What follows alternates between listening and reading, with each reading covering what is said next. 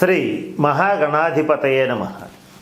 ఈరోజు మనం అశ్విని నుంచి రేవతి నక్షత్రంలో మధ్యలో కలిగినటువంటి 27 నక్షత్రాల్లో జన్మించిన జాతకుల జన్మ విశేషాలని తెలుసుకోవడంలో భాగంగా ఉత్తరాషాఢ నక్షత్ర జాతకుల జన్మకాల విశేషాలు ఎలా ఉంటాయి, వాళ్ళ జీవితంలో ఏ రకమైనటువంటి విషయాలని చూడగలుగుతారు, వాళ్ళ లక్షణాలు ఏమిటి, వాళ్ళు ఏ విషయాల్లో జాగ్రత్తగా ఉండాలి, వాళ్ళ ఎవరిని వివాహం చేసుకోవచ్చు, ఎవరిని వివాహం చేసుకోకూడదు, ఇటువంటి అనేక అంశాల గురించి ఇప్పుడు మనం తెలుసుకోవడానికి ప్రయత్నం చేద్దాం.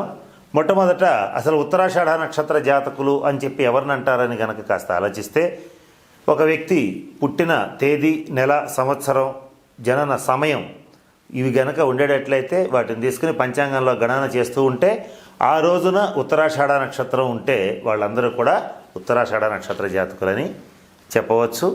ఒకవేళ జనన తేదీ వివరాలు తెలియకపోతే ఎవరైతే వాళ్ళ పేర్లో ఉంటే మొట్టమొదటి అక్షరాన్ని కాస్త గమనించినట్లయితే బే, బో, జా, జీ అనేటువంటి అక్షరాలతో మొదలయ్యే పేర్లు కలిగి ఉంటారో వాళ్ళందరూ కూడా ఉత్తరాషాఢ నక్షత్ర జాతకులు అని చెప్పవచ్చు. బే భైరవ, బో బోళానాథ్, జా జానకిరామ్, జీ జితేంద్ర, జీవన్ ఇటువంటి పేర్లు కలిగిన వాళ్ళందరూ కూడా ఉత్తరాషాఢ నక్షత్ర జాతకుల కింద పరిగణించబడతారు. ఇక్కడ ఈ ఉత్తరాషాఢ నక్షత్రం అనేటువంటిది రవికి సంబంధించినటువంటి నక్షత్రం. నవగ్రహాల్లో రవి గ్రహరాజుగా వెలుగొందుతూ ఉంటాడు. ఆ రవికి సంబంధించినటువంటి నక్షత్రం ఇది. ఈ నక్షత్రంలో ఉన్నటువంటి 4 పాదాల్లో మొదటి పాదం వరకు ఈ ధనురాశిలో ఉంటుంది, అంటే ఆ రాశ్యాధిపతి గురుడు అవుతాడు. అలాగే 2, 3, 4 పాదాలు మకర రాశిలో ఉంటాయి, ఆ రాశ్యాధిపతి శని అవుతాడు.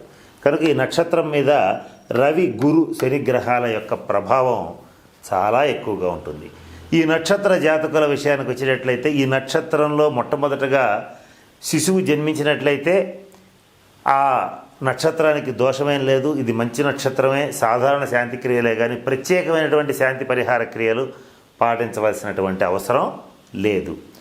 తర్వాత ఈ నక్షత్రం అనేటువంటిది మనుష్య గణానికి చెంది ఉంటుంది. ఇక్కడ ఈ నక్షత్రంలో జన్మించినటువంటి వాళ్ళకి సాధారణంగా కొన్ని విశేషాలు జరుగుతూ ఉంటాయి. వాటిలో మొట్టమొదటిది ఏంటంటే, వీళ్ళు తల్లిదండ్రుల నుంచి కొంత దూరంగా ఉండటం కానీ, కొంతకాలం పాటు హాస్టల్స్లో ఉండటం కానీ, విదేశాల్లో ఉండటం కానీ, కొంత వాళ్ళ నుంచి కమ్యూనికేషన్ గ్యాప్ ఎక్కువ ఉండటం కానీ ఉండే అవకాశం వీళ్ళకి ఎక్కువగా ఉంటుంది.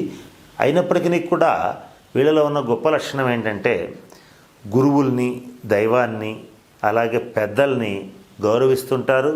దైవ గోబ్రాహ్మణ భక్తి చాలా అధికంగా ఉంటుంది వీళ్ళకి. ఈ నక్షత్రంలో జన్మించినటువంటి వాళ్ళలో ఎక్కువగా ఇంజనీర్స్, డాక్టర్స్ ఉంటారు. అలాగే మంచి స్థాయిల్లో ఉండేటువంటి వాళ్ళు, అంటే పెద్ద పెద్ద వ్యాపారవేత్తలు ఉంటారు, సినిమా స్టార్స్ ఉంటారు, అలాగే మంచి రాజకీయ నాయకులు ఉంటారు. ఈ నక్షత్రంలో చాలామంది ప్రముఖులు జన్మిస్తూ ఉంటారు. బడా వ్యాపారవేత్తలు కూడా ఈ నక్షత్రంలో జన్మించడం అనేటువంటిది జరుగుతుంది. ఇది రవి, గురు, శని గ్రహాల యొక్క ప్రభావానికి గురై ఉంటుందని చెప్పుకున్నాం.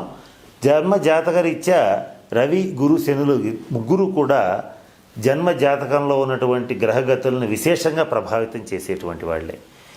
ఎవరి జాతకంలో ఉత్తరాషాఢ నక్షత్ర జాతకంలో ఎవరికైనా సరే ఈ 3 గ్రహాలు ఉచ్చస్థానాల్లో, మంచి స్థానాల్లో ఉంటే వాళ్ళు నెంబర్ 1 స్థాయికి ఎదుగుతారని చెప్పడంలో సందేహం లేదు. అంటే వాళ్ళ రంగంలో వాళ్ళు ఎదగలుగుతారు.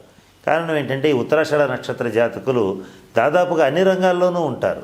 టీచర్స్ ఉంటారు, లెక్చరర్స్ ఉంటారు, కాంట్రాక్టర్స్ ఉంటారు, నటీనటులు ఉంటారు, రాజకీయ నాయకులు ఉంటారు, ఎక్కువగా ఇంజనీర్స్ ఉంటారు, డాక్టర్స్ ఉంటారు, సివిల్ సర్జన్స్ ఉంటారు, అలాగే ఐఏఎస్లు, ఐపీఎస్లు కూడా ఉంటారు. అటువంటి మంచి స్థితిలో ఉండేటువంటి పరిస్థితి ఈ నక్షత్ర జాతకులకు ఉంటుంది. అయితే వీళ్ళలో ఉన్న గొప్ప విశేషం ఏంటంటే, విద్య కన్నా విజ్ఞానం ఎక్కువగా ఉంటుంది. అంటే ఉన్నత చదువుల కంటే కూడా వీళ్ళకి జ్ఞాన సముపార్జన మీద ఎక్కువ ఇష్టం ఉంటుంది. అంటే వాళ్ళు చదివిన దానికంటే ఎక్కువ జ్ఞానాన్ని కలిగి ఉంటారు. ఇకపోతే వీళ్ళ విషయంలో ఉన్నటువంటి కొన్ని ఇబ్బందులు ఉన్నాయి. అవేంటంటే, వీళ్ళు ఎటువంటి పరిస్థితుల్లోనూ నేను చెప్పబోయేటువంటి అంశాల్లో బాగా జాగ్రత్త పడాలి. వాటిలో మొట్టమొదటి ఏంటంటే, దుష్టజన సావాసం చేయకూడదు. అంటే దుష్టులకి దూరంగా ఉండాలి, చెడ్డ స్నేహాలు చేయకూడదు. ఉత్తరాషాఢ నక్షత్ర పిల్లలు ఎవరైనా సరే దుష్ట సావాసాలు చేయకూడదు. అలాగే వీళ్ళకి ఉన్నటువంటి ఇంకొక మైనస్ పాయింట్ ఏంటంటే, క్షణికమైన కోపం ఉంటుంది. అంటే తక్షణంగా షార్ట్ టెంపర్ లాగా కోపం వచ్చేస్తుంటుంది. ఆ కోపాన్ని అదుపులో పెట్టుకోవాలి. అదుపులో పెట్టుకోకపోతే అప్పుడు జరిగే డ్యామేజ్ చాలా ఎక్కువగా ఉంటుంది. అలాగే వీళ్ళకి పనిలేని పసలేని ప్రయాణాలు ఎక్కువగా చేస్తుంటారు. వాటిని కూడా అదుపు చేసుకోవాలి. ఇక వీళ్ళకి విసుగు ఎక్కువ, దానికి విసుగు పడుతుంటారు. అవన్నీ కూడా నేను చెప్పిన ఈ చెడ్డ లక్షణాలని ప్రయత్నపూర్వకంగా మీలో కనుక ఉండేటట్లయితే వాటిని ఖచ్చితంగా ఎరాడికేట్ చేసుకోండి. ఇక వీళ్ళలో ఉన్నటువంటి ప్లస్ పాయింట్స్ ఏంటంటే వీళ్ళ జీవితంలో మంచి విలాసవంతమైన జీవితాన్ని గడపగలుగుతారు. అలాగే వీళ్ళకి వచ్చేటప్పటికి మంచి పరోపకార స్వభావం ఉంటుంది, దయాగుణం ఉంటుంది, దాన ధర్మాలు చేస్తారు, చేసిన మేలు మర్చిపోరు, స్నేహితులతో చాలా చక్కగా ఉంటారు, ఎక్కువ మంది స్నేహితుల్ని కలిగి ఉంటారు, లోకానికి ఏదో ఒక ఉపకారం చేయాలనేటువంటి ఆలోచనతో ఎప్పుడు పరితపిస్తూ ఉంటారు. ఇటువంటి మంచి లక్షణాలన్నీ కూడా ఈ ఉత్తరాషాఢ నక్షత్ర జాతకుల్లో ఉంటాయి. కనుక ఇందాక నేను చెప్పినటువంటి కొద్దిపాటి ఇబ్బందికరమైన లక్షణాలు అంటే వాటిని ప్రయత్నపూర్వకంగా వదిలించుకోండి. ఇక ఈ ఉత్తరాషాఢ నక్షత్ర జాతకులకి తూర్పు దిశ ఉత్తర దిశ కలిసి వస్తాయి. అంటే వీళ్ళ ఇల్లు అంటే ముఖద్వారం, తూర్పు ముఖద్వారం ఉత్తర ముఖద్వారం ఉండేటువంటి ఇళ్ళు వీళ్ళకి వాస్తురీత్యా బాగా కలిసి వస్తాయి. అలాగే శుక్ర ఆది వారాలు మాత్రం వీళ్ళకి బాగా కలిసి వస్తాయి. శుక్రవారం కానీ ఆదివారం కానీ ముఖ్యమైన పనులు చేస్తే సక్సెస్ అవుతారు. ఇక వీళ్ళకి కలిసి వచ్చేటువంటి అదృష్టాన్ని ఇచ్చేటువంటి సంఖ్యలు 1, 3, 5, 9.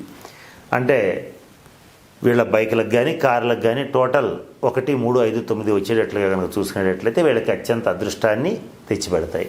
అలాగే వీళ్ళకి అదృష్టాన్ని ఇచ్చేటువంటి రంగుల విషయానికి వచ్చేటట్లయితే ఎరుపు రంగు, దానిమ్మ గింజల రంగు అంటారు. అంటే ఎర్రటి ఎరుపు రంగు, కెంపు రంగు బాగా కలిసి వస్తుంది. అంటే బ్లడ్ రెడ్ కలర్ అనమాట అది. తర్వాత మిలిటరీ కలర్స్ బాగా కలిసి వస్తాయి. నలుపు కలిసి వస్తుంది. కాకి రంగు అంటే పోలీస్ యూనిఫామ్ కలర్, ఇవన్నీ కూడా వీళ్ళకి మంచి అదృష్టాన్ని తెచ్చిపెడతాయి. సంపింగ రంగు, ఇవి మంచి అదృష్టాన్ని తెచ్చిపెడతాయి. కనుక వీళ్ళు వాడేటువంటి దుస్తులు కానీ వాడేటువంటి వాహనాలు కానీ ఈ రంగుల్లో ఉండేటట్లుగా చూసుకుంటే మంచి అదృష్టాన్ని ఇస్తాయి. అలాగే వీళ్ళు పూజించవలసినటువంటి దైవం గణపతిని పూజించాలి, కుమారస్వామిని పూజించాలి. ఏ పని మొదలుపెట్టేటప్పుడైనా గణపతిని పూజించి వీళ్ళు పని మొదలు పెడితే ఖచ్చితంగా సక్సెస్ అవుతారు. ఇకపోతే వీళ్ళ వివాహ విషయానికి వచ్చేటట్లయితే ఎర్లీగా అంటే తొందరగా వివాహం జరిగేటట్లయితే కొద్దిపాటి ఇబ్బందులు ఉంటాయి. కొంత ఆలస్య వివాహం అవుతుంది. వివాహ విషయంలో ఎక్కువ మందికి కొంత ఇబ్బంది కలుగుతుంది. అంటే లేట్ మ్యారేజ్ అవ్వటం కానీ, వివాహంలో జీవితంలో కొంచెం ఒడిదుడుకులు రావటం, అంటే జీవిత భాగస్వామితో కాస్త భేదాభిప్రాయాలు రావటం, కొంతమందికి డైవర్స్ అవ్వటం కూడా ఉండే అవకాశం ఉంటుంది. అది కూడా ముఖ్యంగా ఉత్తరాషాఢ నక్షత్రం 2, 3, 4 పాదాల్లో జన్మించినటువంటి వాళ్ళకి కొంత వైవాహిక సంబంధమైనటువంటి దోషాలు కాస్త అధికంగా ఉండే అవకాశం ఉంటుంది. ఈ ఉత్తరాషాఢ నక్షత్రం 2, 3, 4 పాదాల్లో జన్మించినటువంటి వాళ్ళు తండ్రి నుంచి దూరంగా ఉండటం, తండ్రితో విభేదించడం కూడా జరిగే అవకాశాలు ఎక్కువగా ఉన్నాయి. ఇకపోతే వీళ్ళు ఎటువంటి పరిస్థితుల్లోనూ కృత్తిక ఉత్తరాషాఢ, అలాగే పునర్వసు, రేవతి, పూర్వభద్ర, జ్యేష్ఠ, ఆశ్లేష నక్షత్ర జాతకుల్ని పొరపాటును కూడా వివాహం చేసుకోకూడదు. చేసుకునేటట్లయితే వాళ్ళ మధ్య భేదాభిప్రాయాలు వచ్చే అవకాశాలు చాలా ఎక్కువ. కనుక నేను చెప్పినటువంటి అన్ని అంశాలని దృష్టిలో పెట్టుకోండి. ఇకపోతే ఈ ఉత్తరాషాఢ నక్షత్ర జాతకులకి సంబంధించి జాగ్రత్తలు ఏం పడాలో చెప్పాము. వీళ్ళలో మరి ముఖ్యంగా ఈ నక్షత్ర జాతకులు పరోపకారం కోసం ఎంత దూరమైనా వెళ్ళే పరిస్థితి ఉంటుంది. వీళ్ళు దేశంలో కంటే, సొంత ఊరి కంటే, ఉన్న ప్రాంతంలో కంటే వేరే ప్రాంతాలకు వెళ్ళి బాగా సెటిల్ అవుతారు. అలాగే దూరదేశాల్లో, విదేశాల్లో ఇంకా బాగా అభివృద్ధిని సాధించగలుగుతారు. కనుక ఉత్తరాషాఢ నక్షత్ర జాతకులు వీలైనంత వరకు సొంత ఊరిలో ఉండటం అంత మంచిది కాదు. వీళ్ళలో చాలామంది వ్యవసాయదారులు కూడా ఉంటారు. ఎక్కువగా బల్క్గా ఎకరాలు కౌలుకు తీసుకుని కానీ, లీజుకు తీసుకుని కానీ వ్యవసాయం చేయటం, మంచి సుగంధ ద్రవ్యాలను పండించటం, ఇటువంటివి కూడా వీళ్ళు చేసే అవకాశాలు ఉంటాయి. ఇవన్నీ కూడా బాగుంటాయి. కానీ వాళ్ళ ఉన్న ఊళ్ళో అయితే అభివృద్ధి చాలా తక్కువగా ఉంటుంది. ఉన్న ప్రాంతం నుంచి ఎంత దూరం ఎక్కువగా వెళితే అంత బాగా అభివృద్ధిని సాధించగలుగుతారు. ఇక వీళ్ళకి సంబంధించి కొద్దిపాటి అనారోగ్య సమస్యలు ఏంటంటే దంత బాధలు, అంటే పంటికి సంబంధించిన సమస్యలు, కంటికి సంబంధించిన సమస్యలు, కొద్దిమందికి ఆస్తమా అంటే శ్వాస సంబంధమైన సమస్యలు, చెవి, ముక్కు, గొంతు సమస్యలు ఎక్కువగా ఇబ్బంది పెట్టే అవకాశాలు వీళ్ళకి ఖచ్చితంగా ఉంటాయి. అందున మరి ముఖ్యంగా 2, 3, 4 పాదాల్లో జన్మించినటువంటి వాళ్ళకి ఖచ్చితంగా శ్వాస సంబంధమైన సమస్యలు అంటే ఆస్తమా కానీ, న్యూమోనియా కానీ ఇస్నోఫీలియా కానీ ఇటువంటివి వచ్చే అవకాశాలు ఉంటాయి.